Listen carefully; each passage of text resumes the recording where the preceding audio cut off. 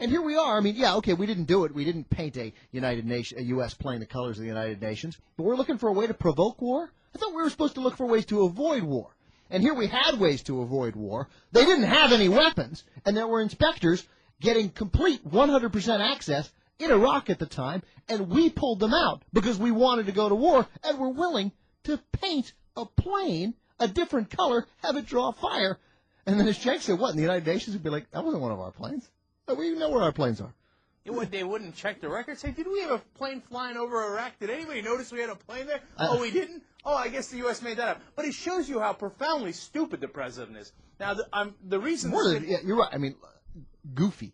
I mean, not only is this a terrible idea, but who actually takes this idea all the way to the Prime Minister? Right. And the Prime Minister, obviously the reason we didn't do it, by the way, is because the Prime Minister said, are you nuts? Well, I like the idea because you wouldn't say that to President Bush. You'd be like, when you're in a meeting with your boss and you know he has a wretched idea. Or even, a colleague, and you're like, so he says, Tony, we could get a U.S. plane. We don't have to use one of yours. We'll get a U.S. plane. We'll paint it whatever the UN colors are. I don't know what they are. Paint it, purple and blue and orange, whatever the UN colors are, and we'll fly it. And then it'll draw fire, and then we'll be like the shot, the United Nations will go to war. And Tony Blair's like, yeah, no, that's a good idea, and I'm going to write that down. But let's keep brainstorming. But that's good. I like it, George. It's an 8-year-old's idea. Yeah. By the way, don't forget, this is the same guy, George Bush, who also asked Tony Blair if it was a good idea to bomb Al Jazeera's headquarters. Right, in right. Allied territory. Right. In a civilian city.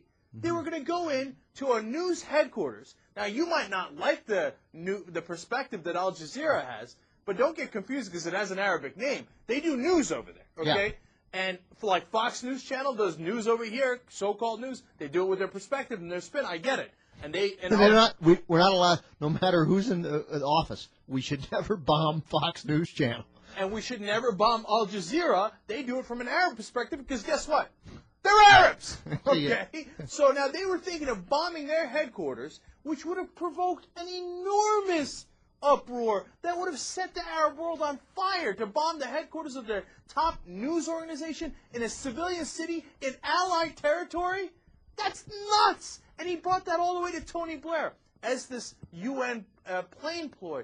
My God, George, I mean, you can't think 2 steps ahead. Even if you were evil and conspiratorial and you thought, hey, this'll work, didn't you think through that the United Nations might say, George, what are you talking about? We didn't have a plane in Iraq. Other ideas that George Bush bantied around were assassinating Saddam Hussein, which also would have been legally problematic. By the way, 50 billion times better than invading his country. Right, well, that's true, too, but that's a whole other story. And bringing out a fake defector. They had a whole warehouse full of fake Iraqi defectors to say, oh, it's terrible, I know where the weapons are. But wait, curveball. A fake defector. I mean, a real defector, he wanted to get asylum in Germany.